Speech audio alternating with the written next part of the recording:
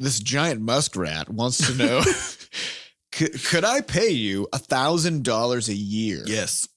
Wait. Oh, hold on. There's a stipulation. Butterscotch. Hey, everybody. Welcome to episode 83 of Coffee with Butterscotch, the game dev comedy podcast of Butterscotch Shenanigans. I'm Seth, and I'm the games programmer. I'm Adam, and I'm the container shipper. I'm Sam. And today is Slamuary Somebody Forbed 2017. Wait, what the hell? I don't know if date that is was even parsable. You might have gone too far. Somebody form. Wait, what is the actual Well, there's only date? so many dates in January that could sound like that one. Somebody it's- Forbed. You just got to use sort of a Watson-style I'm actually parsing not mechanism. sure what the date is, and now I'm trying to figure out what it is. Somebody Forb. I know it's after Somebody the 20th. Forb. It's So it after must the be 20th. 24th, I Yeah, guess? exactly. Okay, got it. Exactly. Also, warning, anything can happen on this show. There's going to be profanity. There's going to be a bunch of other stuff like that. So Unparsable words. if you're a wee little baby, get out of here. Yeah. I think you said small baby. Yeah. I'm gonna be an interpreter. Thanks for terpening. Yeah, I'm gonna terp it up. Terp. Can All you right, out-terp something? What's out-terpret? You can interp something. Can you out-terp something? Well, see, interpreting is when somebody says the thing and then you turn it translate, into you interpret it. You make it into an understandable. So is thing. out-terping when someone says something and you turn it into indecipherable? So that's kind of what I garbage? did. That's what you did? With the date. I out-terpreted it. So every time Or the it's- podcast starts, Seth out-terprets the date. Or Accurate. if it's an input-output relationship, then interpreting is just saying anything, and then interpreting is converting that thing that was said into some Into other something language. that's understandable. Yeah. So out-terpreting could be gibberish, but also just, regular stuff. Yeah. So you're saying that talking is just out-terpreting. Out-terpreting. And then listening is interpreting. Correct. Well, It is. I mean, your but conversion it's, of... but it's sort of like a pass-through entity, though, Right. of some sort. So Yeah, it's probably. just like, what would it be? I don't know. Listen, you guys. Tube interpreting. I'm gonna Listen, put this you on my guys. resume. I'm a master level out-terpreter. Out-terpreter. I could make I can jargon, I can make out-terpret nonsense. I can out-terpret anything. I can vocalize for days. Yeah. Hey, you guys. Hey. Dev Diary came out. Yeah. Came out on Saturday. This is the documentary about the making of Crashlands. It's getting very good reviews. Yeah, great reviews, wall to wall. Just wall to wall. Which wall Digital to which walls. other wall? You know what I mean? To the window as well, I think. To the window. It's Wow. There was sweat dripping. yeah, and there are even a Just few all people over who the were place. like, I thought this was going to be a technical demonstration of how to use Game Maker. I don't know where they got that idea. And then they're like, but I watched it anyway. It was great. So they overcame their rage at being deceived. Wait, why would they think that's what it was? I think doing? because in the opening intro sequence, there's some there shows a code. lot of Game Maker. That's true. Yeah. But whatever. We should have used Hacker Typer instead for the opening. Oh, I sequence. love that thing. Yeah. And we also got a question about this from Brand 1415 or That's my 1415 favorite brand. or 1415. So I don't I'm gonna know. go 1415. It's like They've got a branding problem. Yeah. It's the first part of someone's area code. Like when you dial it in, you have to press 1. Oh yeah. So So 415. is Normally probably- people just put up the 3 digits, but they wanted to be sure that you actually dialed in. Yeah. Because like it's in the US. 415. 415. Brand 1415 says, so I just finished a Crashland Story Dev Diary, which BTW is effing awesome. Cool. I felt the feels, giggled the giggles, and was wondering what it was like to be filmed like that. Were you guys self-conscious? Was it obtrusive? And was it worth it? Huh. Interesting. Thoughts, Well, gentlemen? yeah, let's talk about being followed around by film crew for, was it 6 months we did that? Plus yeah, a few so, times. so It they was a didn't, while. they didn't, continuously follow us. They would, usually they would, if something big was happening, then we would reach out to them and say, hey, if you guys want to catch this for the documentary, then come be here for this thing. I think that's one of the interesting and convenient things about both finishing the cancer stuff and then doing the launch of the game is that a lot of the big moments are scheduled, right? Yeah. You're not just like Yep. waiting around.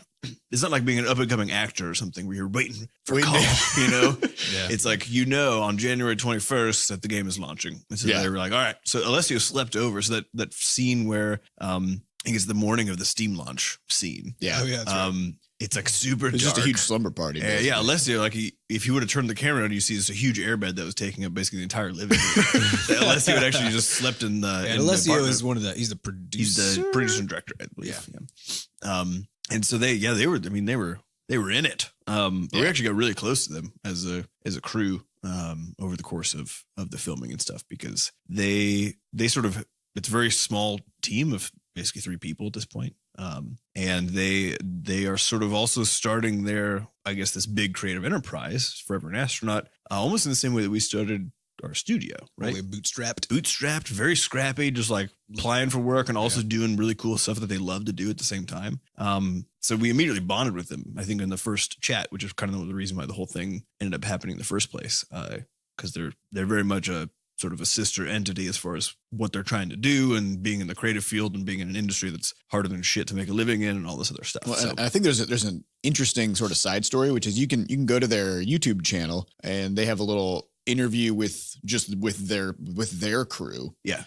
Talking about the fact that their original plan was to make a bunch of small webisodes of like 5 minutes each, where they would just go around St. Louis and interview different developers and just kind of make this sort of these little standalone one-shot episodes. And they had always had this dream to make like a really big documentary, a really big, interesting story. But because they were so new to everything, they were just sort of setting their sights at sort of something that was much more. It's kind of like entering the mobile market instead of trying to go for exactly, Steam, yeah. And so the funny thing was they came to talk to us and they saw that we had been making a bunch of smaller games, much like they were doing with their small, webisodes. And then they caught us in the midst of us working on this huge project that we were just putting everything into, and no matter what was happening in our lives, we're like, fuck it, we're doing this thing, right? And so they saw that and they were like, we should do our big thing. And so then I think that first day they came and they were intending to just interview for maybe like 20 minutes and clip it down a bit, but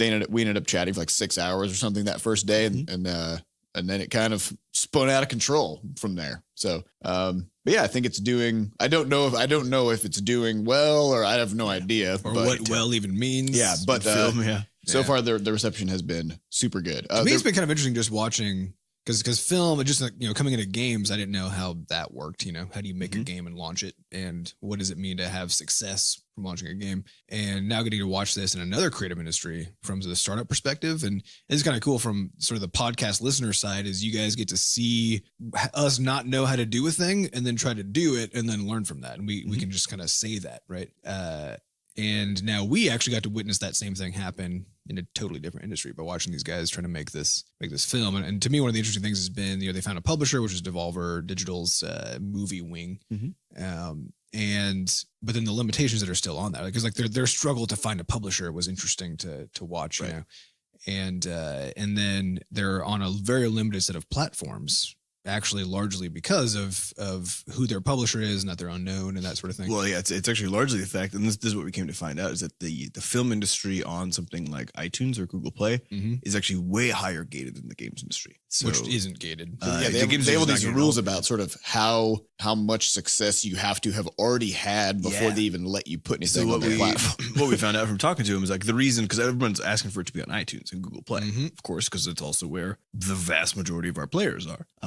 But that's where people watch. Yeah, that's where people watch their stuff. So as it turns out, in order to get a film onto iTunes, there's 2 different companies you have to work with, 2 different types of companies, an aggregator and a film house. An aggregator basically just has a shitload of movies that are already on iTunes, and they put your movie on iTunes. You pay them to put your movie on. So in other words, there's an enforced middleman, and you can't get around this. In fact, when you look at the documentation on iTunes, it says, we use these companies. And it just gives you a huge list of all the companies you can contact and say, hey, I want to put my thing on. It costs like $500 per episode to put it on there. Yeah. So the reason why it's not on there is because the realization is that it's for indies. Yeah, it's not really for indies. Because that means like for them to put it up there, it'd be $3,000 or so.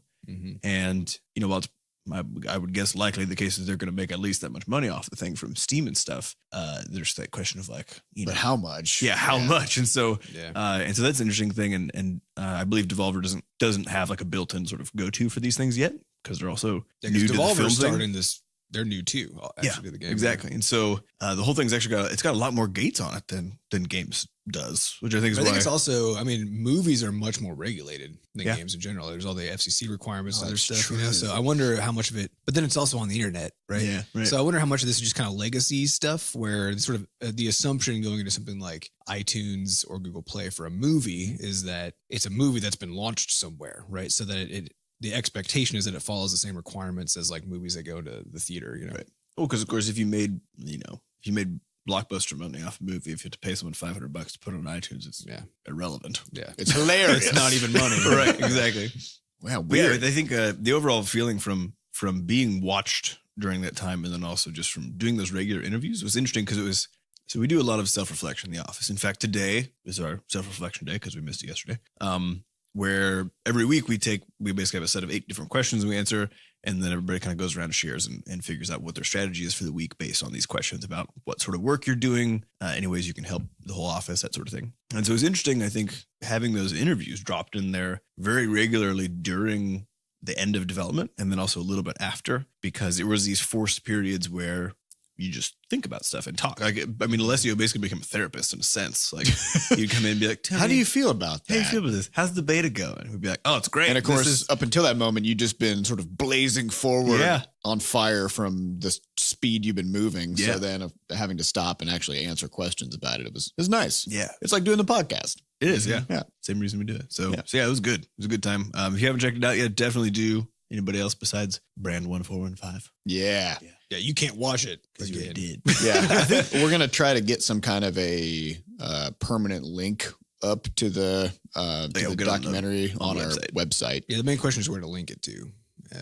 Yeah, where to link it to and where to put it on the And where site. to So put it. we'll probably have more info on that as Yeah, we get that. we should talk to them. And I think we also need to see if they're going to be able to have a roadmap for things like an iTunes and Google Play launch, because in that case, that would be a much better place to send people, because that's where people watch stuff. So we might wait on that if that's going to be an option. Yep.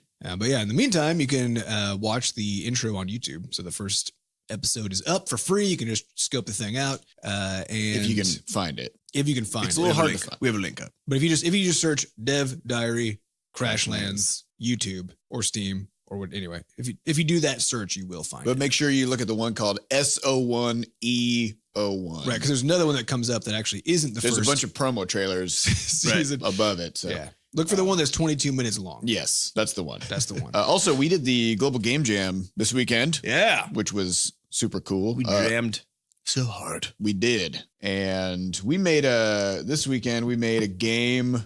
Well, first I want to say St. Louis crushed it this year. Dude, Yeah. holy shit. St. Louis was number 2 in the U.S. in terms of participation. Yeah, let's just talk about this real quick, because I was thinking about this while we were there, because they announced this where they're like, okay, so last year I think we were like 4th in the country, Mhm. and this year we're 2nd, and it just cracks me up because the other place that is ahead of us is New York City, which I think they have a sponsorship from like Microsoft. They're in some big crazy studio space. Mhm. Yeah. And also that city has Just something approximately infinity people. Just in a it. billion people. I Yeah. mean, the like how many more people does it have than St. Louis? You know, from a multiplied angle. It's Yeah, like I think if 10x you maybe? if you just actually, it's not even like showed them together. If you stacked 10 St. Louis's on top of itself, Yeah, right. then that's what About New York it. is. And so, and It's they were just a very vertical city. they were Yeah, at like 460 people or something like that, I think. Yeah. Not Um, quite double. Yeah, and St. we Louis. had about 250 plus 50, basically. yeah. And I was just looking at that and I was like, what is happening? Like, what is happening in St. Louis? Because It's just an incredible amount of enthusiasm. well, that's what I Like, was looking at, because I was like, we don't actually have a lot of studios here. Like, these aren't people who work in the industry.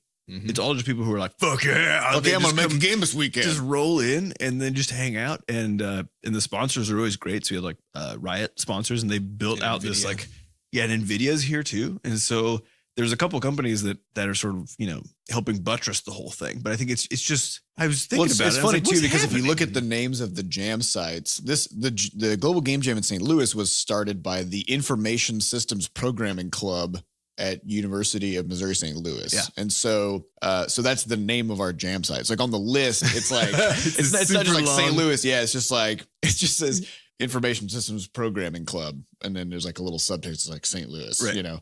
So it's just like some random college club, basically. But the one in New York, I think it's a PlaySoft. PlaySoft and Microsoft is it's like the some name big of it. ass Yeah. company, you know. Nope, information. So Systems I was Programming just Club. thinking about that though, and I was like, this is weird. Like, Yeah. what?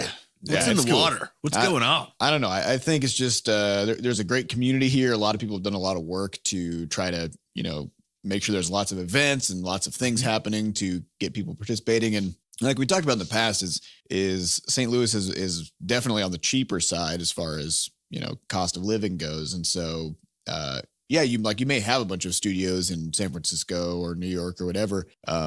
But as far as people making games for fun or, doing a lot of hobby stuff, I think St. Louis is just through the roof. Really. So that's pretty cool. Well, I mean, the quality of the games too is really impressive overall this year. Yeah. There's a lot of hilarious stuff in there. Yeah, so we got to give shout outs to there's a few games. I mean, there were a lot of really good games. There are a few that just cracked us up a shitload.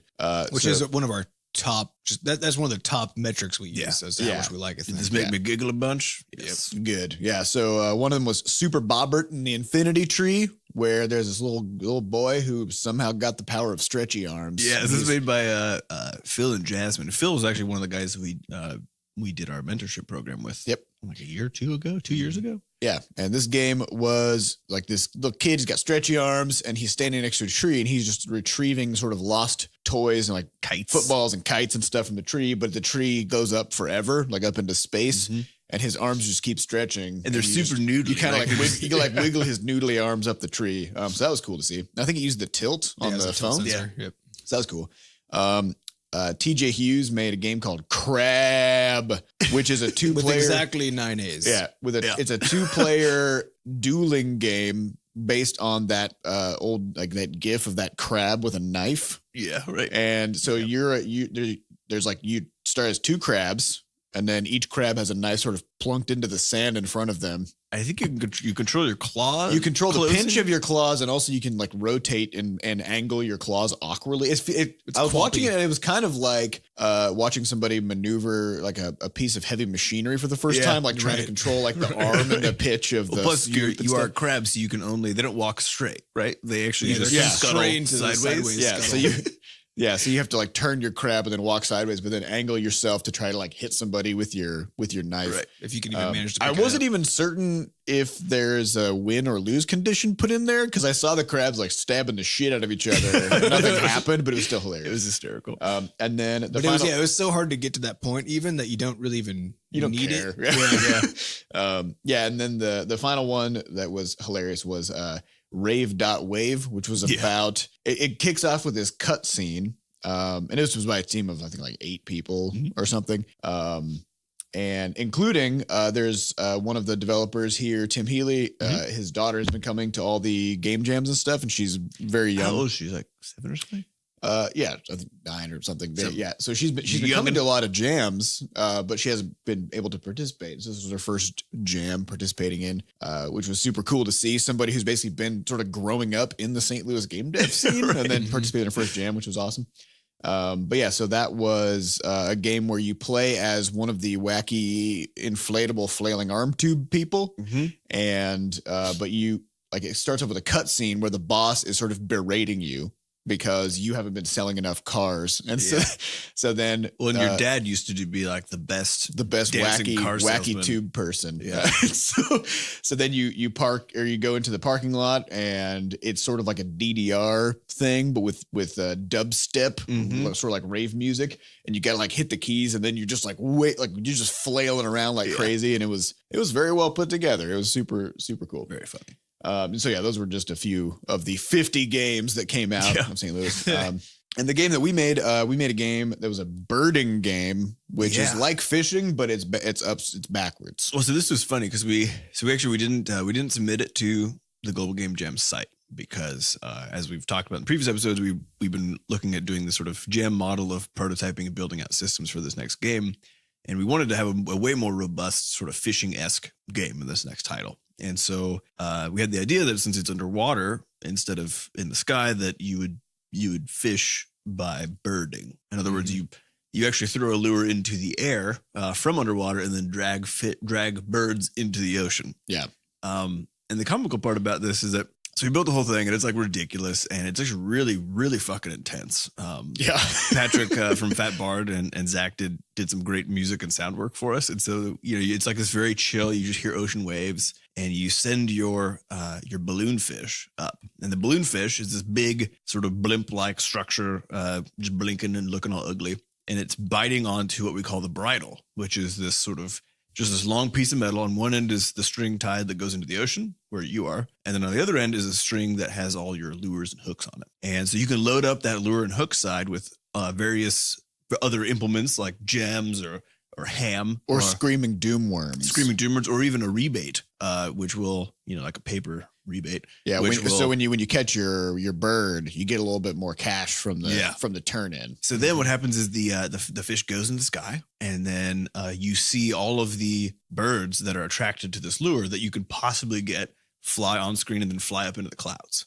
And so now you can't actually see who's going to grab it, but sort of what the lay of the land is. Yeah, so we wanted to build up a good suspense, right? So like you see him come in, and you're like, oh, which one's it going to be? Which one's going to bite my hook? And then there's a quick time event. And once you finish that, then this really fucking intense, like War of the Worlds dubstep starts. And then you have to battle this thing to bring it down into the ocean. And so to do that, you jam on the space key to essentially reel it in. And then you have to not be reeling while the bird is also fighting. Otherwise your line will start snapping. And so the whole game becomes this like really intense. You're trying to drag this thing into the ocean, and it's trying to fly away. And I think it was really funny debuting it there because we put a video together for it, which we'll probably actually just keep unlisted. We did. Yeah. So we didn't publish the video, and we didn't release the playable version of the game either. Yeah. Which we'll talk about in a minute. Yeah. But so we demoed this thing, and it became clear because we said like right at the beginning, oh, it's a birding game. But of course, no one has any context to understand what the fuck that means. And so they're just watching this happen. They watch the opening, the balloon flies up, the birds fly in, quick time event happens. And then as the bird gets close to being dragged into the ocean, and is just flapping sort of in what appears to be a sort of hysteria about the fact that it's about to be drowned, this dawning realization hits everybody that like, oh, holy shit, like you're dragging birds into the ocean because it's a birding game. And the weird thing was like, I think the general point is that this is what we do to fish. Yeah. Everyone was horrified. For some reason, birds. it's totally cool to pull a fish into the air and suffocate it that way. Yeah. But pulling a bird into the ocean, that's super fucked up. Super fucked up. So, it went over really well, and the game's really fun. Actually, we played it for like an hour and a half actually on Sunday. I think this is a game. This is the first jam game we've made that has more than probably like an hour of. Yeah, legs. I would have kept on playing it, but we had to make a video. Had to go make a video and go to the jam. So it's really good, and the thing that we're excited about is that again, the reason we didn't show it and the reason the video's not published or anything is because we want to keep it under wraps because it's going to be rolled into the next game. Birding will be the sort of fishing equivalent in the next game, and it's its own robust, extremely satisfying system to interact with. And that's kind of where we're going with this. Again, the way we're doing this next set of this next development is actually busting out all these individual game systems, building them as jams, and then piling them back in together. So we're going to do 5 game types. We're going to jam 5 different game types and then sort of pick and choose whether to take all of them or take a subset of them and fuse them together. So now we already did hack and slash. So we got that one figured out. Now this weekend we've done the fishing. So next up is farming, which will be this week. So we're gonna make a Talk about it next week. farm simulator this week, but underwater. Which can I say some stuff about? Go for it. There's a question of what the hell does. Yeah. So we got birding now, right? So we got the opposite of fishing. So what's the opposite of farming? Yeah. So we making a game underwater, but that sort of follows a lot of common gaming sort of themes like farming or fishing or whatever. Is interesting because you need to make shit up when it comes to the actual sort of mechanisms of how things function. For example, you can't water things. You can't water things under the ocean. And so what would be the underwater equivalent? And so we're like, what if you had to bubble them, right? So you have a little sort of bubble maker. Yeah. Keep it nice and oxygenated. Yeah. So instead of there being like a sort of puddles of water or whatever that you can sort of get water out of to water your plants, there may be little vents that are emitting bubbles, and you can go over there and suck up, suck up the bubbles, and then you got to kind of aerate your plants with this little bubble machine.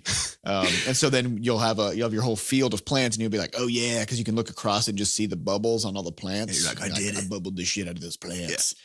Then of course, like seaweed will grow, and then there's the question that you have to pull. But there's a question of weather, right? Because weather is a big part of farming, and we're like, well, what's weather underwater? And so instead of having a windstorm, it's like, oh shit, the currents are mega strong today, and it's gonna like blow or wash your plants out. Yeah. Or there could be instead of like a plague of locusts, there's a school of particular fish that show up and just start decimating your crops and Yeah. Or what else did we have? Like a juice storm. Yeah, juice storm, and then like a jellyfish bloom where there's just jellyfish all over the place. That might do something. Yeah. But the other fun thing we're thinking about is that we want it to be the case that that if we do ended up integrating this farming game in, that everyone shares the same weather.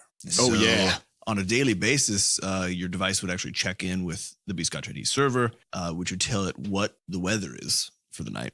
Or for the day, and that way everybody can talk about like, oh man, did you get that jellyfish storm today? Did you manage to take advantage of it? I did this. Yeah, because one of the things so farming game is all about strategy, right? It's you trying to anticipate the things that are going to come your way and building out your farm to sort of mitigate the damage or take advantage of, like, if you think it's going to rain a lot, you want to plant a thing that's going to take advantage of like a wetter, environment or whatever. And so, because of that, we wanted to capture that sort of community element of, so we're from Iowa, which is a farming state.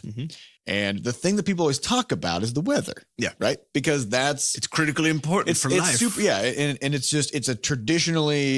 a cultural thing. And people from the coast and stuff always sort of poke fun at Midwesterners for talking about the weather, because on the coast, they're like, that's small talk, right? But no, like in the Midwest, the weather is super important. It's life impacting stuff. And so that's what people tend to talk about. Like the first thing, like any stranger, you come up and you're like, oh yeah, man, it's cold outside today, right? Oh man, it rained a ton, right? Yeah, right. And that's what you talk about. And so we're like, I wonder if we could just recreate that, but sort of globally, where all of a sudden this digital weather really, really matters to people. You know what we should try?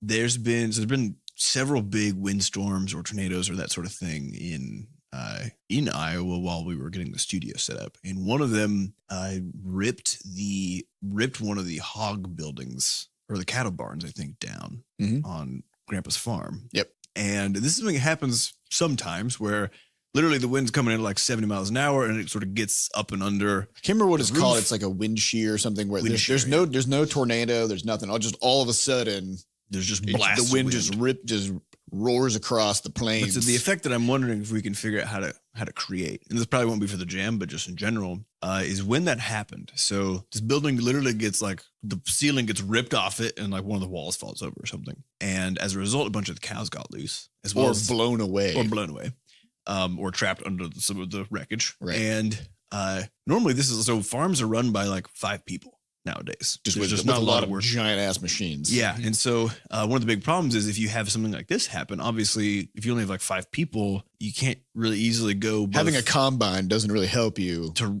go find your cows. And so what usually happens is like a whole community that lives within like a 15-mile radius, because farms are very far spread, actually comes and like helps out to do a thing. And so they'll just go farm by farm and like all together fix all the shit. So you end up with like this crowd of like 50 people just sort of with rolling. Like trucks, and everybody just shows up and they're like, all right, let's do this. And then like in like 30 minutes, they have everything fixed up and ready to go. And then they go from farm to farm. And so this happened again recently with our grandfather's farm. And I remember when he was talking about it, and it sounded like he was just talking about like a completely normal thing. He's like, oh yeah, the barn got ripped down, the cattle barn got ripped down, and these 6 different families from 15 miles away came immediately and just helped round up the cows. These guys helped get the wreckage off, blah, blah, blah. And they had the whole thing cleaned up in like 6 hours or something. Yeah. Right. And no one said, everyone's like, cool, we'll see you next week or whatever for coffee time. Like, nobody asked for a thing. Yeah. It's standard. Too. Yeah. Because like if that happened to them, you would show up. Yeah. Right. Well, that's the thing. I'm wondering, can we create that sense? We're like, oh shit. So disaster can actually occur, but somehow the community people can help. Because that would be incredible. That would be cool. I was thinking about this though, because I think this is a population density problem, right? Mm-hmm. Where the more people are around you, the less you can do on an individual basis to care about people. Because like if you see 50,000 people over the course of a day, if you tried to stop to help and care about every single one of them, you would just sort of die of starvation. Well, right? There's a site concept. I think it's called compassion burnout or something like that. Yeah. Where literally like you don't, and this is why if you're from a small town and then you go to a big city where there's like a large homeless population or something, it can be really hard for the first couple of days that you're there, because you're not naturally surrounded by that many people for one, and then also that many people who need help. Need help. Yeah. And then the realization that you essentially have to stop You can't help feeling everybody. compassionate toward them because there's so many of them that you literally can't do it. And of course, the pendulum then just kind of swings the rest of the way where you tend to not know your neighbors very well. Like if you're living in an area in a larger city, maybe like a tree falls on somebody's car and you look out the window and you're just like sipping your coffee. You're like, That sucks. that sucks for that person. Right. You know, you're not going to go and like try to find who it was and be like, is there anything I can do to help? You know, Right. like, because there's also the assumption that somebody else is going to take care of it. Right. Mhm. And so, yeah, I think it's like, this isn't to say that, you know, oh, people in rural areas are just so much nicer or whatever. It's just that No, they there's can be, Yeah, there's and a they have different to social be, structure you know? in place. Yeah. Mhm. Yeah, so it's always been an interesting thing because my first semester of college was in Los Angeles, and we grew up in a town of 10,000 people in Iowa, and I just went there and I was just like, everybody's so mean. Nobody gives a shit about anybody. It's actually just that they can't. But they can't, yeah. And I mean, how could you? But anyways, we also had a question from IR Dumb about the game jam. It's a good one. And I think IR Dumb asked a question last time, but IR Dumb said, I didn't make it to the Global Game Jam this year, but I will be hosting jams in the future. Ooh. Got any advice for your first game jam? It will be the first one where I'm at, so the coding/game dev skills of the attendees and me will be limited. Thanks. So we did talk about sort of first jam tips in the last episode, but what about This is hosting. What about hosting? Wait, a is jam? this hosting an official, like a global game jam, or hosting a totally self-made Sounds like jam? self-made. Well, it could go either. I mean, Either at way, the beginning, they could be very similar. Yeah, yeah. So- So there's some different tips. I would say, and we were talking about this after the global game jam too. I think if you have full control over your jam, first brushing aside the question of whether you have people stay or whatever, for the presentation part. Keep it brief. Yeah, and the difficulty of keeping it brief is that everybody wants to get up and like show their game in action, like and physically play it for some reason, which is actually for a short time window, especially, and even if it isn't a short time window, is the worst way to show a game to a bunch of people. Well, I think if you have a max of like 10 games made, it's okay for but people even to do still, real demos. it's gonna be better to make a video. Yeah. Well, so we were talking about this because there's a lot of like you have to switch computers over. You have to like a lot of HDMI plugging in and out and like dealing with technical issues in order to demo everybody's games. Mm-hmm. And just switching that many laptops over alone takes like about probably 35 minutes total. Just of, like, just a for huge- reference, for the Global Game Jam in St. Louis this year, with 50 games, not all of them were demoed. I think maybe 40 of them were demoed, Something like that. and there was an actual 2-minute timer set for each game, and Which if is absolutely necessary. yeah, and so once the timer went off, you had to stop showing. But because of the transition time in between people getting their stuff hooked up and whatever, we were there for almost 4 hours. Yeah, it easily doubled the time. Started at 5 and got out at 8:30 or so. Yeah. So So it's- make sure if you're hosting one of these things, make sure that you have a concrete and time plan in place for how you're going to demo these things. Because I think there's two interesting things about game jams as like an entity, which is that the final presentation night can oftentimes be the thing that either sort of makes or breaks the experience for people. Mhm. Because you might have had like an amazing time over the last 48 hours, but keep in mind, like you've been working for 48 hours straight. so You're ready tired. to get tired. You want to go home actually, but you also want to demo your game and you want to see everybody's stuff. And so if it's the case that it's not a really streamlined experience, then you could be like, this was great, but I mean, fuck, this took so long. Well, we had a break after 2 hours, and I went and just kind of like scrounged around the building trying to find some kind of a snack or something. Because I was like, I think we got 2 more hours. I'm gonna need like a candy bar. It's like I'm gonna fall asleep, not because the games are boring, but because we've been working on this stuff for 48 hours. So I mean, I would say to get around all of this, if you just have if it's a requirement that everybody make a 2-minute or less video, if it's longer than that, you won't even show it, right? So make a 2-minute or less video, and you just make a playlist. Because now your responsibility as the person running the thing. Because if you look at the like Wes in particular, who's running this thing, and I think has every single time basically, most of his like last day was spent trying to find everybody's executable files or whether they make video, sure they putting it in ran a and- spreadsheet, and then making sure he had the equipment so he could like change back and forth between a Mac There's and Windows. it's a ton of wrangling. Like it's very stressful to having run it before. It gets really stressful that final take day. the burden off of yourself by just having a much more sensible requirement. have people send you a video link, YouTube only. Yep. The that's it. end. Yeah. And then you can just run it in a browser and just play video after video. And I think keep in mind what people really need. Like a lot of times, if you're especially if you're starting out, you're not gonna be worrying about, sponsorship and that sort of thing. But I think we came to this conclusion when we ran the Scatter Jam here in St. Louis a couple years ago and started that whole thing. The reason that we actually started that was because the overall burden on game jam organizers, if it's a place that if you're making a jam where you can actually go for 48 hours and it's open the whole time, there's a huge amount of administrative and actual financial burden that comes with that. Yeah, because it's really expensive to do that. you have to buy like event insurance and stuff like that. If you're actually using like a university or something, You probably need security of some sort. Yep. There's all this stuff. You got to figure out volunteers. And so we just asked ourselves the question, what do you actually need to jam? And the answer is a theme. Yep. And that's it. And potentially a Well, you need- presentation space at the end. You need Yeah. a theme. You need the feeling of everybody being in the trenches together. Yeah. Right. And then you need a presentation so that everybody gets to come together in some fashion. Yeah. to And see so that. those are the three big things. So we actually focused for the Scatter Jam just on that opening night where basically a little bit of a rousing speech is given. When we do the Scatter Jam here in St. Louis, Fat Bard, who does all of our music and a bunch of music for games, comes and they play on like guitars and piano. They just like rock out to, Pokemon music and Zelda stuff. So the first, the doors are open for half an hour before the actual ceremony starts. Everyone's piling in and there's just this sort of festive feel to the environment. And then very quickly you get like a rousing speech and then the theme. So people actually show up for probably like 35 minutes maximum. And then they're out. And then they get the fuck out and get to work. And then the next big thing we do is the actual, again, on the Sunday night where everyone comes together for the big sort of show and tell.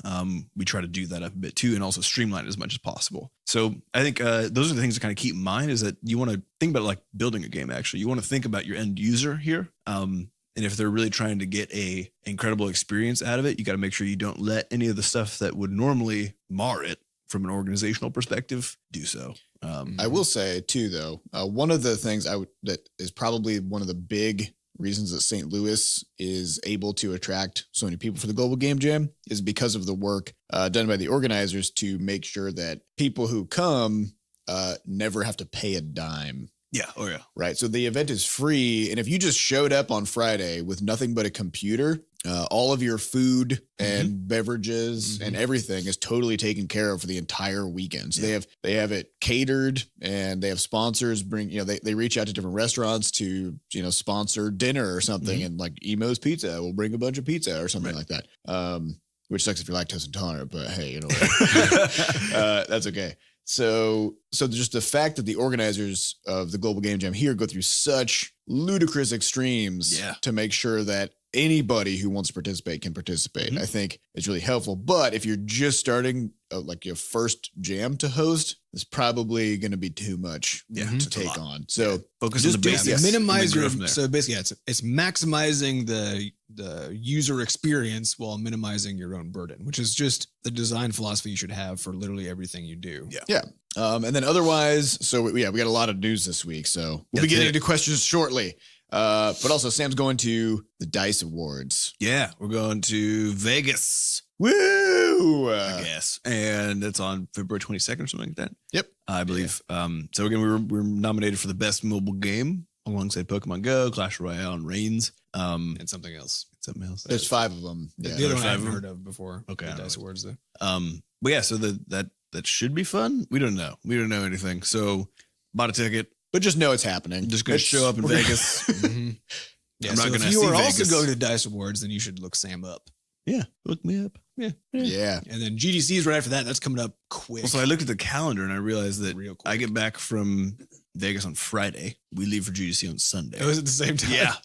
Yeah. So You got a weekend in there. Well, so the a next day. couple weeks here is like this very Calm before the storm. calm time where I'm prepping these two fucking talks also to give at GDC, Mm-hmm. trying to get this farming game done as well as the next game. Mm-hmm. Yeah, man. Once GDC is done, we finally get a breather. Yeah. It's been a It'll be very clear actually for months after that. Yeah, thankfully it's been a whirlwind entry into 2017. So we have made good progress though. We got 2 great. game prototypes done, 3 to go. So But if you're going to be at GDC, then you should also look us up. We tend to when we take a couple hours of like downtime just to hang out, we tend to find a coffee shop or something, sit down and tweet out our location. I think the one we will probably go to again is the workshop. That place is awesome. where it's literally like a co-working space that is a coffee shop. And so I think Hey, you go in there and you pay per hour, You I pay what, like $5 or $10 or something, Something like that. and you just hang out in there, and they got outlets and Wi-Fi and food and so we actually just set up shop plenty of there. space. I think like 3 or 4 times last GDC. Yep. We met the guys from Keep Talking Nobody Explodes. Met a couple of concept artists and stuff over there. Just a lot of fun people. Who we chatted with, and everybody just came because we just blasted it on Twitter. We're like, hey, we're at this place. Let me ask you this: Yeah, so keep an eye on our Twitter. should we do something specifically for our podcast listeners who are developers who are going to be going to GDC? So we got a little. I guess it depends on how many of them there are. Yeah, we got a little Venn diagram slice in Probably here. like 4 people. It's about like 4 people. So Which would be that would be perfect because then we could all fit in one place. yeah. So instead of sort of putting the burden out there for people to just like hyper focus on our Twitter and watch for when we send out that one announcement, could we put together a way for them to? Suggesting we schedule something. Well, I mean, if people want to say, "Hey, would you guys like to meet for coffee?" Or Yeah, something? we could pick a time to actually be there. People can know ahead of time. We can do that. Yeah. Okay. We may, if we do that, we'll announce it through the podcast so that if you're a dedicated podcast listener, you can get the scoops. Yeah. So I guess there'll be the week ahead of time. Yeah, definitely. But yeah, otherwise we're finally settled into a little bit of a sane work schedule, at least for 2 weeks, and then God knows what's going to happen. Yep. We also have some sad news about Adam's cat, which Ninja is at the end of his cat rope. He's got a face tumor. Yeah. Which is not I mean, there are all kinds of bad tumors, I feel like that's but face tumors really like really gets it. Really not a cramps great your one. style. But yeah, so just send some vibes, some good vibes toward Adam and his cat Ninja. it's not going to help, unfortunately. It's not gonna help, You know, but, but okay. it's good for your peace of mind. Yeah. Do you have any fun stories about Ninja you want to share? Anything comical? Well, I mean, just as a cat, he is simultaneously the best cat and the worst cat in the universe. He's the best cat because he's friendly as fuck and he's just a nice. It's very soft. He's super soft. fur. And you can just pick him up and just like hang out with him, and he's great. But he's also the screamiest cat in the He does universe. vocalize. Makes a lot of noise. He makes a lot of noise, enough so that we have to. So in the house we got in St. Louis, the cats, their food stuff is in the basement, but we also just have to keep them there at night because otherwise Ninja in particular will just stand outside the door and just scream at us, and he'll do it for 4 hours straight without taking a break. It's just on a metronome, just scream, scream, scream. And he still does it a little bit in the basement, but since it's like far enough away, I guess he can't hear us rustling or something, and so he gives up after like 20 minutes. Can you hear him screaming from the basement? We can't actually. I put soundproof panels like on the back of the door and stuff. So that Doesn't to matter. minimize it. It actually helps a lot. Like so now when we're going to sleep with the fan running in the bedroom and that door closed, and then they're all the way in the basement. It actually isn't like. We can sleep just fine. But there was definitely a stretch when we were in Dallas because there we didn't have any rooms. It was just the bedroom and the rest of the place because it was a small house or small condo. And so there was just no escape at all. And we Everywhere you go. Yeah, we had gotten into a there. decent rhythm where it kind of all ended up being okay, but it took a long time to get there. And still just every once in a while, like 4 a.m. for some fucking reason, he would decide it was time to scream at us, you know? And it was never the case that he seemed to need anything. Just gotta make sure He just you are wants- awake. He just wants to scream at people. Now, Ninja was there when I first became a game designer. Yeah. Yeah, so there was the December of 2009. Everybody was gone. Adam and his wife were gone somewhere. Sam was off somewhere. I was in college at the time, so it was a winter break, and I was staying home at our mother's place, and she was gone too. So it was just me. It was just me in the house for a week. And Adam and his wife dropped Ninja off, and then also their other cat, New Cat. And so it was just me and these 2 cats. And I was trying to play Dragon Age that week, and I would have the door shut to the room that I was in, and then the 2 cats would go out there, and Ninja They would do just not like shut doors. just scream and scream and scream. And finally, be like, "My God, what?" And then I'd open the door, and they'd be like, "All right," then they just leave. and they just don't just like closed doors. yeah. And so So that was the week that I started actually designing my first game, and I was working on stuff, and then all of a sudden Ninja would be like on the desk, like knocking a speaker off, and just screaming in my face. Well, he was also there. He participated. So what was it in 2010? No, it would have been 2009. 2009. Was when you first got Ninja. Yeah, and that was when we the three of us Started our first company. very similar to now. Living in the same apartment It was a little more For, lean at that time. for a summer. Significantly more lean. The goal was to start a custom computer building company, which we called MindForge. Technologies. And we were all just figuring out what that even meant to do that. We were way off. We were super off, but It's one of it the was risks of making a business where you have no business skill and also no skill to do the thing that your business Yeah, it is was a about. terrible idea. But we learned a ton, and that was But isn't that the startup just 3 model? months. It's a startup model. Yeah. And Adam got this cat, and we're all living in this very small apartment. And so we had 2 air beds, I think, in the back room, and another air bed. It's just Front airbed room. city. It was just Well, I 3 think air this beds. this was where, because this was in Cedar Falls, right? So I think Seth had a place. I did, but it was sort of like a shitty basement hole, and Yeah. so I just lived in Adam's apartment. Yeah. So we had the 3 air beds set up, and then just a wall of 3 computers, big desktop computers, where we just worked all day. So not too dissimilar from now, aside from just We having established actual a pattern. homes.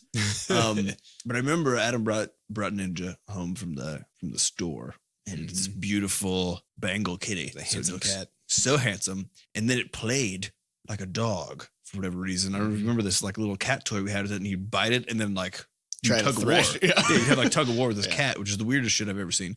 But then my favorite story was that I was sleeping one night and Ninja creeps into the back room, and I'm using one of those Tempur-Pedic pillows that weighs like 15 pounds, right? Like this really hefty brick of a piece of equipment.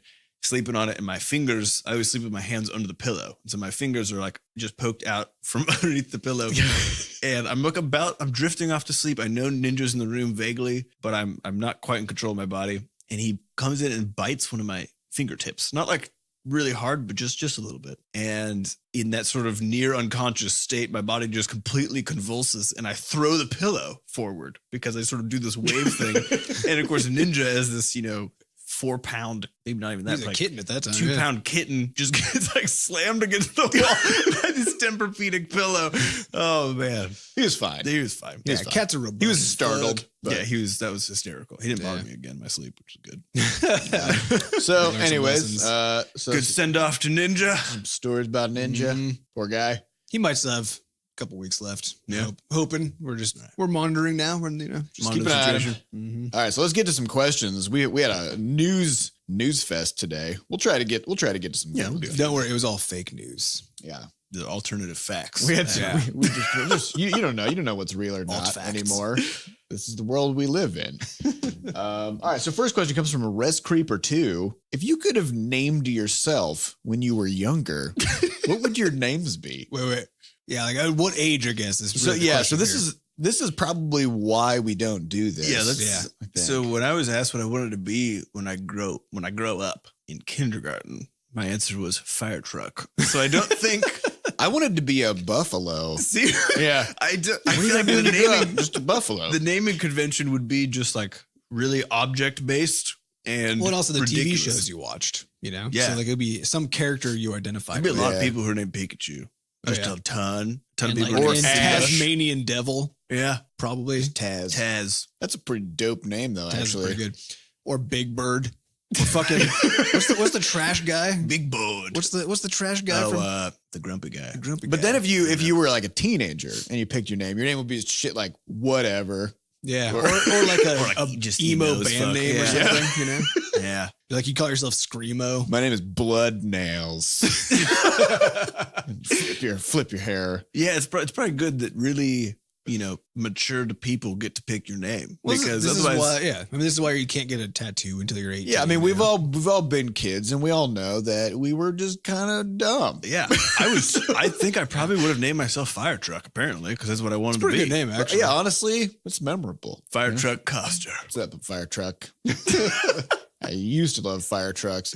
It's kind of like a tattoo, right? I think it's actually think about it like a digital handle. We were talking about this the other day because most people choose this is actually probably the equivalent. Like most people choose their usernames. Oh yeah, that's true. When you're like teenagers or 8 to 14ish, and then it kind of it kind of 4 these days. Yeah, it's true. But it kind of sticks with you almost permanent. Like mine, I didn't consciously choose mine at any point in time. It just sort of happened, which was the Squamulous moniker. And then it just is what I use now. Because every time I get confronted with that, you want to make a username? Remember the first time that happens? You're like, oh shit. And I gotta choose my name. Because this is you naming yourself. Yeah, you go do your research, you're like, all right, what is this? What do I want to feel like when I intercept people on the web? And then now it's like, I don't want to have to answer that question differently every time. So it's just whatever the fuck it was when I was 8. Well, plus that's where all your contacts are and your whole network is. I think the equivalent is just picking your username. Well, so I used to have a consistent username that I used across everything. And lately, for the past probably 2 years, I've gotten a lot more satisfaction out of making almost incomprehensible names. Yep. So I was a monk in World of Warcraft named Stoglabobdob. Which is hard to say, but even harder to read. Stoglabobdob. Well, remember we all played, the three of us, 3-man World of Warcraft for like a month or so? And what was our names? I was thinking it was Wobbly Doobly Doo Bob. No, we had Wooby Dooby Booby. Oh, we had Waka Laka Doo. Yeah. And something else. But you'd see us just running around as a trio. Everyone's like, I can't read any of this. Yeah. So, and then the fun part about that too is seeing how people, because people abbreviate it then, right? Or they'll just be like, hey, shaman, right? Because they don't want to type your name or something. So, I think some good advice though. If you are one of those people, if your email looks like a username, get another fucking email address. Yeah. Even if you only use it, actually no, and then just use that one. You can forward all the other stuff. Yeah. All the forwards. I actually have my name Gmail address. I did never look at it. It just auto forwards everything to my username Gmail address. Yeah. Yeah. And give out the professional, because we've been now in the midst of hiring stuff for the past few months, actually. And so we're getting bombarded by all these email addresses constantly. And there's some shit in there that people really should have just. Yeah, you get emails like Zombie Jenkins at yahoo.com. Yeah. What? Well, we talk about this. I'm always more concerned. That might be a real name. I don't know. More concerned when someone has a Hotmail address than with any username they put in front of it. Yeah. You know? Yeah, make sure both ends of the @ sign are appropriate. Yeah. If it's Hotmail, AOL, or Yahoo, it's a little suspicious. Yeah, what are you doing? What are you doing with your life? You got some questionable decisions. Yeah, it should be Gmail or your own domain name, pretty much. Yeah. It is funny though to see when people have their own domain name, like what they choose. Yeah, like stevesmith.com or whatever is their domain, and then what's going to be in front of that? Because sometimes people are like me. Yeah, the one that I use is email me. Email me at adamcoster.com. Don't actually do that though. You could also be like, my name is at whatever.com. Yeah, but you got to read the Steve. Yeah, that's a problem. That's why email me works really well. You could also you also put like at yeah, AT. All right, so next question comes from Degeki, who's just crushing the questions over the past. I feel like we almost need a nickname. We almost need a nickname. Degeki the Dage Key. Dage Key. The interrogator. Degeki the interrogator. Degeki the interrogator asks, Butterscotch organizational question. What is the Butterscotch office/org culture for tasks when viewed through the lens of the old question, do you want it done right or do you want it done right now? Let's talk about this question. Both. Do you want it done right or do you want it done right now, Sam? Why not both is my answer. I don't know. Is it weird? Are they mutually exclusive? Can you not do a thing immediately and also not fuck it up?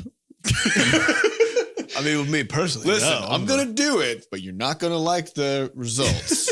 I don't know. I mean, this reminds me of the saying, take the time to go fast. Yeah. A little bit, right? Yeah. Because if you do a thing right now, as in without delay, without thinking about it, whatever, you just do the thing that you're asked to do, then you're not thinking about it. And so you are not going to actually come up with a better mechanism or a more efficient way of doing it such that maybe you won't have to do it next time, or maybe you won't have to spend as much time, right? Mm-hmm.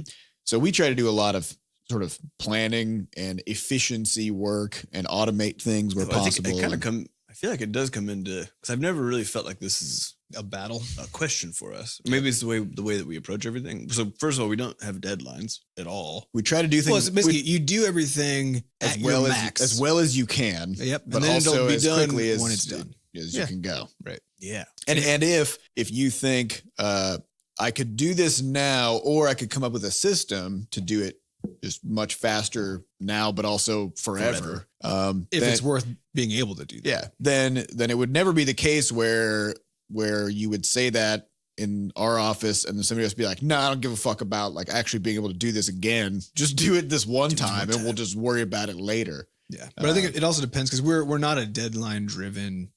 We don't have deadline driven tasks because the whole culture is just do things at the max, which means it'll literally take exactly as long as is possible. There's no Deadpool. it can't be done faster. Maximum effort. Maximum effort Yeah. all the time. Yeah. Yeah. Deadlines mean nothing in that context because It'll just get done. it'll when get it's done as soon as possible. We've tried that a few times where we're like, we're going to put a deadline on this build or this thing. Mhm. It just never works because sometimes we're like a week early. Yeah. You And what can't does that estimate. mean now? Pretty Now rare, you're though. supposed to just wait around. Oh, it's rare that we're early. Quite But right. it does happen from time to time. But it does. Well, this is create where an interesting crunch. problem. This is where crunch comes in. This is where crunch right? comes in. Yeah. But it does create an interesting problem, though, when we're trying to expand that culture. And it's something that we struggled with in the office when we hired people, right? Is everybody comes from deadline driven stuff, right? That's the predominant way that things are done. And we don't do that here because we also don't believe you can actually predict how long things take when you're doing a new thing every time you're doing a thing. And so Because you have no frame of reference. right. And but when you're trying to train people and try to give them a sense of what reasonable expectations are for how much work you can produce and that sort of thing, then what do you do? Right, Because 'cause what you not want to do is having be the- like, it should take roughly this much time, but you don't really know how long it's going to take. And Yeah. really all you're trying to drive is a deep understanding of the fact that you just fucking crush that thing, right? And then it should be done soon. Those are sort of That's it. the Yeah. two parts. right.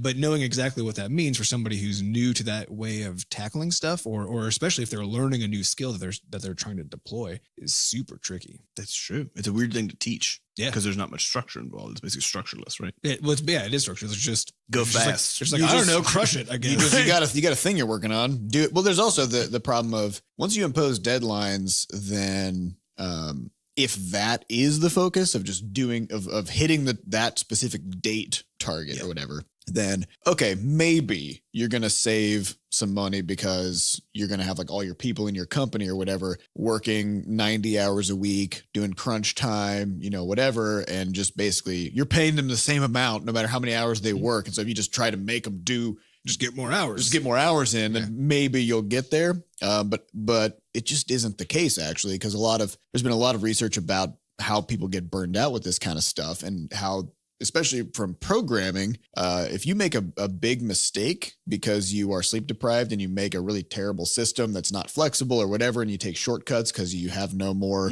mental Brain energy, juice. then you're developing a product that is just going to be really hard to work with. It's going to potentially be full of bugs. It's going to break and it's going to cost you. Like there's a certain maximum amount of stuff you can do and you just have to be okay with that. But there's an Right. interesting additional problem with this, which is if you don't impose deadlines, then for the vast majority of people, especially people who are like love their craft and are good at stuff, when they are making a thing, if they have infinite time, they will spend infinite time on that thing, right? Because not having a deadline is not the same as having infinite time at all, because you still need to, but now you have to force constraints upon yourself because now you don't say, "Ooh, I don't have enough time to add this feature." Instead, the question is very different, which is more the lines of how valuable is this feature given how long it's going to take me to create it, right?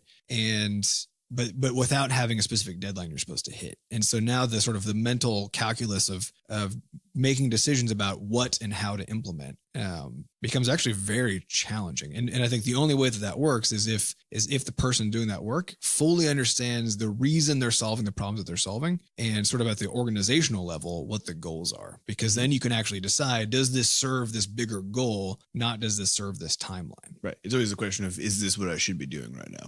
Yep. Is this my maximum value? Yep. Yeah. And I think you're right. It forces a more difficult question on people.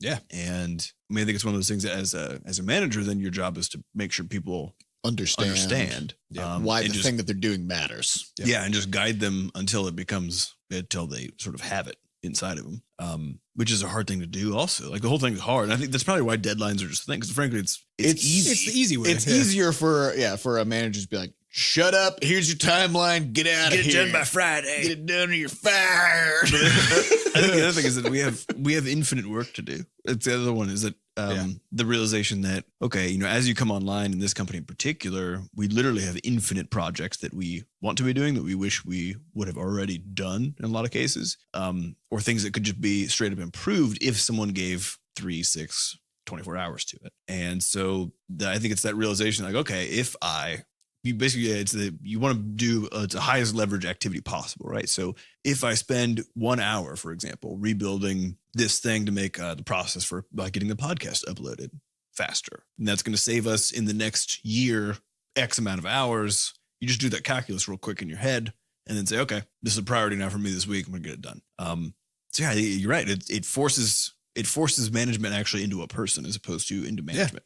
Yeah, probably why it's basically every person doing work has to also be a manager. So this is the concept of agile development, right? Except it's one of them. There are many different versions of it. But there's this, the concept of agile software development has this sort of tenet of pushing decision making to the lowest level possible. Meaning whoever is closest to a problem, that's the person who should be making decisions about how and when and why to solve that problem, right? And so for some reason, this is talked about as just like in the context of software development. And I don't know why people don't push this idea harder, just kind of everywhere. I think it is a lot harder to execute probably because it does rely it relies on trust. Yeah. Well, it's not even that. You have to trust people instead of the system, right? Because the way that a bureaucracy works is you say, here's all the rules. You just plug a person in, the person knows the rules, and then they just follow procedures, right? And now that's the sort of the maximum version of just creating a bureaucracy, right? So and once a corporate entity gets huge enough, that's basically always how it's run, because now that's the only way you can make the system keep running is you just build the system so that it does exactly what it would do no matter who's in there, right? And now it can just go on forever, and then it does. But if you want a system where you do push all the decision making all the way down, now you can't just plug a person in anymore. You now have to spend time with them. Get to know them. They have to them like a human, right? They have to be trained to understand, like fully understand the culture. They have to buy into that culture, so they can't just come in and be like, "Ooh, this is good money. I'll do this for a year and then go do something else." Right? You now need to avoid all of that as well. So you have to minimize turnover, maximize the investment that you make into people, and so it's and you have to be very careful about making sure you find people who get that and get rid of people who turn out they don't. Right. So if you bring somebody in and it turns out they don't match all that stuff, then you can't have them. Yeah. You got to be okay with that. Yeah. And so it's a much trickier and much more just resource intensive way to run an operation. I mean, the benefit is I think a better operation, right? But working feels better. It might be self-sustaining in the long run. Yeah. Well, but in order for it to be that way, you still have to have some systems in place. And so the question is, how do you balance, system level decision-making versus personal, human level decision-making? Right. And as an entity gets bigger, things always must swing closer and closer towards system. And so the question is, how do you build something, especially if you build something fast? It's literally the only way to do that. If you're going to build something fast, you want to double your fucking company size every 6 months or something like that, right? You can't spend an enormous amount of time training all those people and pulling in. You can't spend 6 months in a one-on-one mentorship with each new employee. So if you want to grow fast, I think that absolutely requires that you build a bureaucracy. I think it's the only way. If you want to build something more like a lifestyle company, like we're building, right? Then you can train one person at a time and just grow really slowly, and then or at least have a lot more confidence that those people you bring in are going to stay. And they're going to be bought in. They're going to care about what they're doing, and you can let them make decisions. You can give them autonomy and trust them, and they can become an essential part of the thing that you're building, which is nice. Which is nice. Seems great. I'd rather do that than manage people and write up a list of rules. Oh yeah. So we are over time, but I want to hit one more question. Hit a few more because we spend so much time on the news. We spent like 50 minutes. So we're gonna go a little over just to squeeze in some more Q's, maybe a couple A's, maybe a little A. All right. So next question. This one might be contentious. I don't know. Ooh. Plus, it's asked by literally a giant muskrat, which That's horrifying. It's horrifying. That it's in and of learned itself. typing skills and thought. They're learning to type. They're becoming huge. So this giant muskrat wants to know, could I pay you $1,000 a year? Yes. Wait. Oh, Hold on. more? Hold on. Okay. There's a stipulation.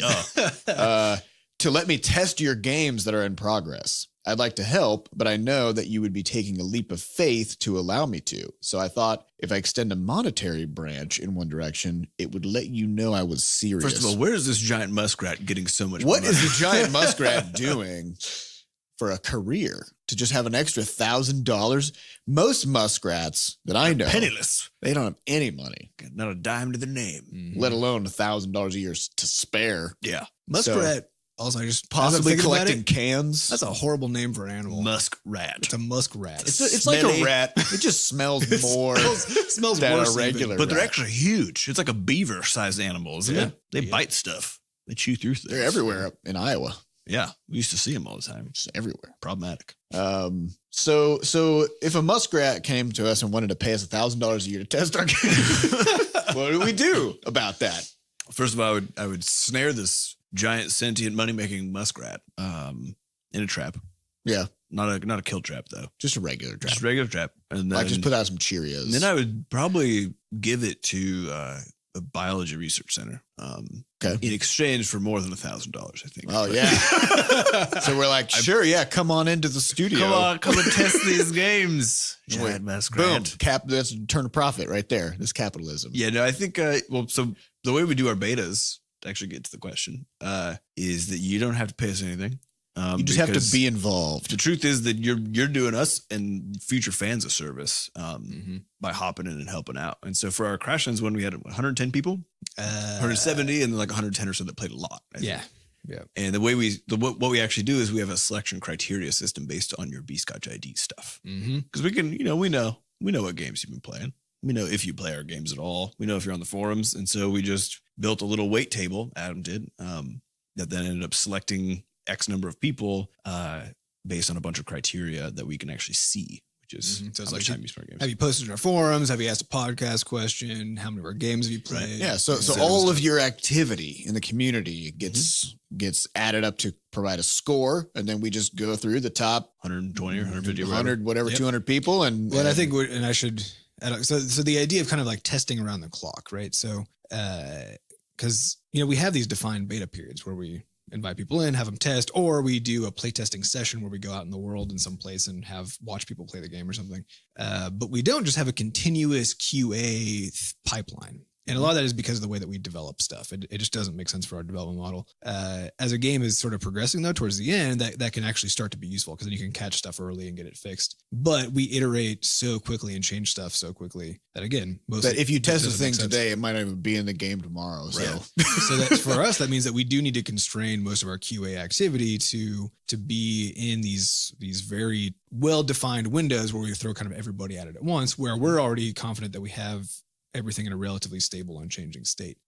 So that means we don't need or want actually a person whose like job it is all the time to just be testing stuff, because that actually creates an additional administrative burden. Makes It work actually for us. doesn't help. Yeah. It makes things more complicated because now we have to start asking questions. Ooh, if we change this, that we just got it tested. Why would?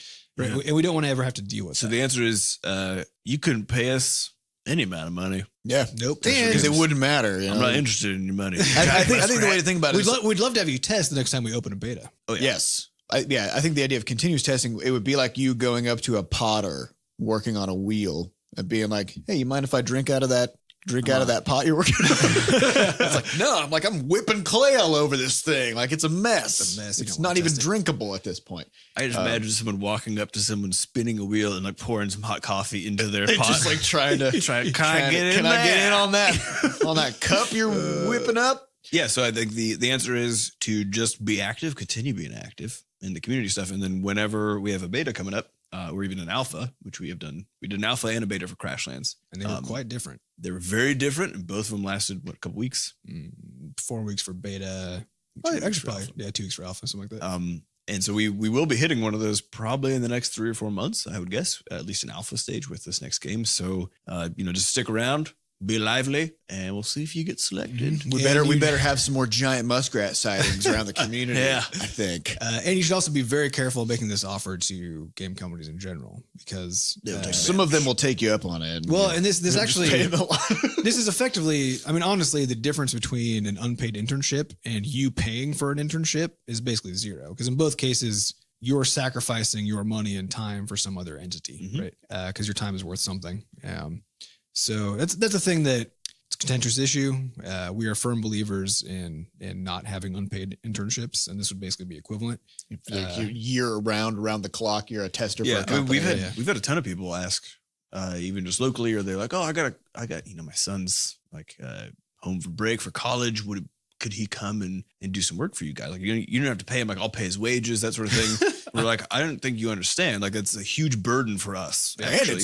And we have no interest in doing illegal stuff. Like, if we can't pay someone and they can't do the work, then we have zero interest in this. Yeah, it's just bad for everyone. Yeah. So a lot of people propose helping when in reality, it doesn't help. Yeah. And if you're doing something where you don't actually have the skill, and then that should be a mentorship relationship, not an internship, because the internship doesn't make sense when you can't perform work, right? But mentorship does, and those should be done in a much more structured kinds of things, because the goal of a mentorship is that you learn something on the other side. The goal of an internship is supposed to be that you work to gain experience, but that always is going to create administrative burden, right? So it just seems like an internship is a thing that should just be skipped. You should either be working or be being mentored. I think this comes to a bigger question, sort of coming back to the organizational question about building a company where everybody has a lot of autonomy and whatever, versus sort of having just a bunch of systems that you just plug a person into. Because we do get the question a lot about whether we are planning on doing internship programs and that kind of thing. And I think the problem is that based on the way that we've structured our company, we don't have these sort of predefined slots that you can just drop a person into. And it's just like, here's like a handbook of how to do this job. And you can just do this job and learn how it works and get the experience. And then after 3 months, go off to school again or whatever. I mean, coming into our studio, we anticipate that any new person is going to take probably 6 months of just sort of baking in the culture, in the systems, in the way we do things, the way we talk about things and stuff, before they are just 100% online and totally crushing everything and able to handle all their stuff. And at that point, they are just totally in it, right? It's not like just hop in for a moment, hop out sort of a thing. So that is something that we've run into as a potential future issue when it comes to people wanting internships. Is just, I don't know how it works. Yeah. All right. So I want to hit one last question. Okay. This question comes from Beast. Oh yeah. It's been a while since we heard from Beast. It's Beast with 2 S's and 2 T's. Beast. So again, this is probably one of those sort of like XX Legolas XX 39 XZX situations. Somebody had Beast. Squeeze in some extra consonants.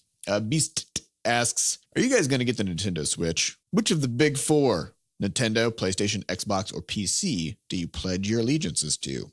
I mean, I'm more of an Ouya person myself. I only play on Arduinos. Yeah, I have a toaster that has LED lights that I programmed that I just only play. Stare at them. Just stare. I can't. I'm gonna say this though: if you pledge allegiance to a platform, what do you do? You are owned by the man. Yeah. Whoa. Adam's dropping some truth. Yeah, you've been purchased by a marketing department. Who are you owned by if you play on PC? Steam. Yeah. Bill Gates. Yeah, I think I personally don't care about any of these. Nope. In the sense that I don't care. So we've had a discussion about this previously, and for me, what it comes down to is it has to do with kind of the ethicalness and openness of the platform, right?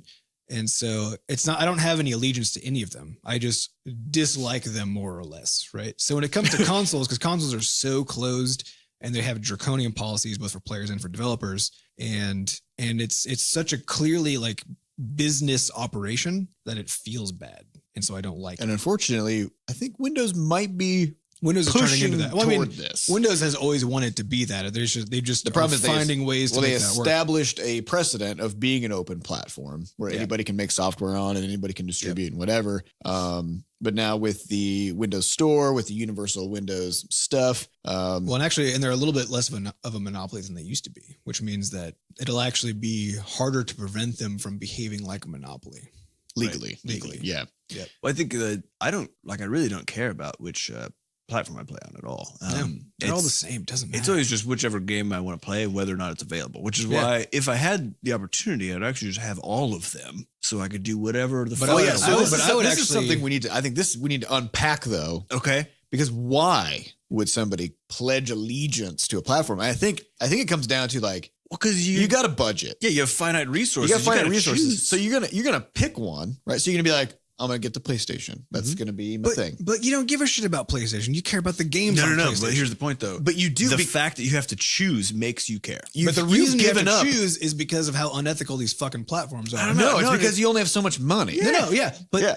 but it wouldn't be a problem if the games were available on every platform. The only reason there's a question here, No, of it like, still would be. which platform do you care about? It still would be. It still would be because people are tribal, right? Like you have to. Yeah. You gotta buy in, you know? picked one. You picked one. You and don't then- think the tribalism would disintegrate if all games were available on all platforms? I don't No, think so. totally. I mean, Because- think about like Google Play and iTunes. Because right? your access point is still a limited access point in the sense that you, even if you want to buy like a PC or a tablet, or whatever, like all these things cost a fuckload of money. Like even a Game Boy still costs like $300, right? So Yeah. everything costs a lot of money, which means that in order to get it, you have to give up stuff, right? and you have to post hoc rationalize yeah. how you totally did not make a mistake. So I guess- by but the not question getting I- one or the other. The question I have here, though, is Yeah. that it used to be the case that when these platforms are competing with each other, then what you would see is like all this breakdown of all the awesome specs that they have. Like they would brag about the new features they've added to make theirs like the better hardware, Mm-hmm. right? So that,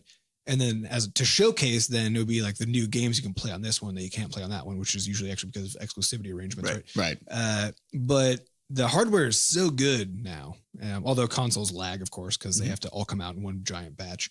But even still, the hardware is so good that you can basically play anything on these things now. Yeah. So now it's right? just for business reasons. You can't. It's just for play business certain reasons games. you can't.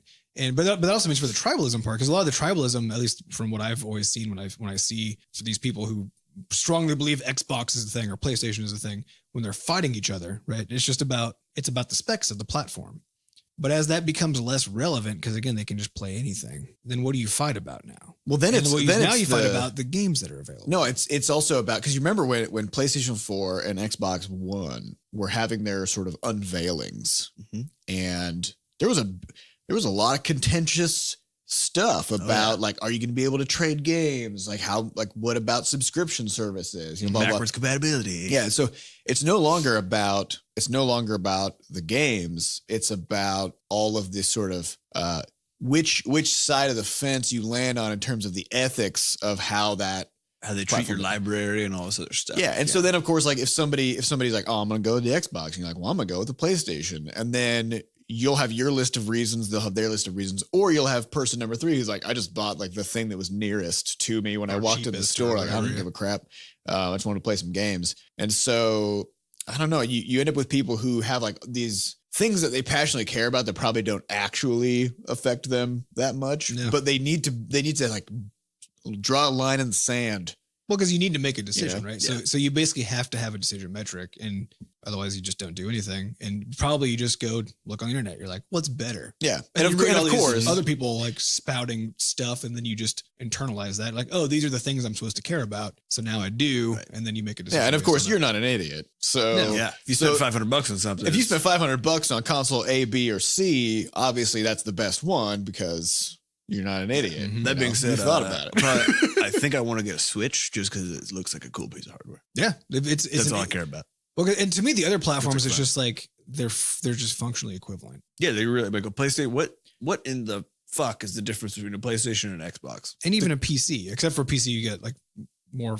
Yeah, from a gaming standpoint, perspective, it's the same. It's all the same. It's like great hardware. You can see cool stuff, and then you interact with it with a controller, right? Yeah. they're just functionally identical. And so, this is why I don't give a shit at all. Because you're saying the input mechanism. So this is exactly why, the same. this is, Yeah. again, why Ouya is obviously the number one. Well, I think this is interesting on the way that Nintendo has chosen to compete. They compete by not competing, right? Yeah, exactly. Which is They make a separate market. the smartest way to do it. but frankly. it's, it's risky. it can as fuck be. too. It's yeah. risky. If Yeah. you As the Wii if you U showed. try to create a competitive space that nobody cares about, well, yeah, then you got a problem. yeah, like if you make the Wii, people are like, oh shit, because like now you go, do I choose the Xbox or the PlayStation? That's the decision, and then I'm get a gonna Wii. also get a Wii Yeah, right. because that's a totally different thing, right? Well, I think that's the model they have, right? Is that if you're a Nintendo console gamer, you're almost definitely also an Xbox or a PlayStation or a PC gamer, right? Because it's just a totally different thing. Because it's just different. But It's like having a tablet and a it's TV. right, and it's not so uncommon for you to be both a PC gamer and one of the consoles, right? But it is very rare. For Yeah, I anybody think with I think Xbox it would be and PlayStation. weird for somebody to go, yeah, I'm not going to get the PlayStation because I'm going to get the Switch. Yeah, Like that's probably doesn't not make any good. sense. Well, I think, yeah, because I would get the Switch, but I would probably not get an Xbox or PlayStation 4 just because I can already do all that stuff on my PC. Yeah, but it's not because you have a Switch that you didn't get them. No, It's just the Switch is its own because you got a thing. PC. Right. But I do find it very aggravating though, just how many titles I would like to play that are Yeah, you only can. on console Yeah. when they don't need to only be Was on it The Last console. of Us? The Is it Last still of not Us, on PC? Actually, I'm not sure about that one anymore. I don't remember if it's on PC anymore. But even things like Journey, like one of the classic, one of Yeah. the most classic indie titles in the universe that everybody like loves on constantly, and it's the most amazing game apparently. And I can't play it because I don't have a PlayStation. Yeah. There's no reason that should be only on PlayStation at all, except of course contractual exclusive arrangements, right? So it really, is- I mean, for that reason alone, you should just, if you can, you should just get all of them. Then you can play all. Well, the but see, games. this is the thing is now you're playing their game. You know, this is why I'm so aggravated by the consoles. Is for exactly that reason. Is Oh, so that you got to boycott. You the gotta reason that boycott the consoles, yeah. So like for me, like I would love to play these games, and I'm just not going to. Because there are tons of other games I could play. Like no true loss actually, right?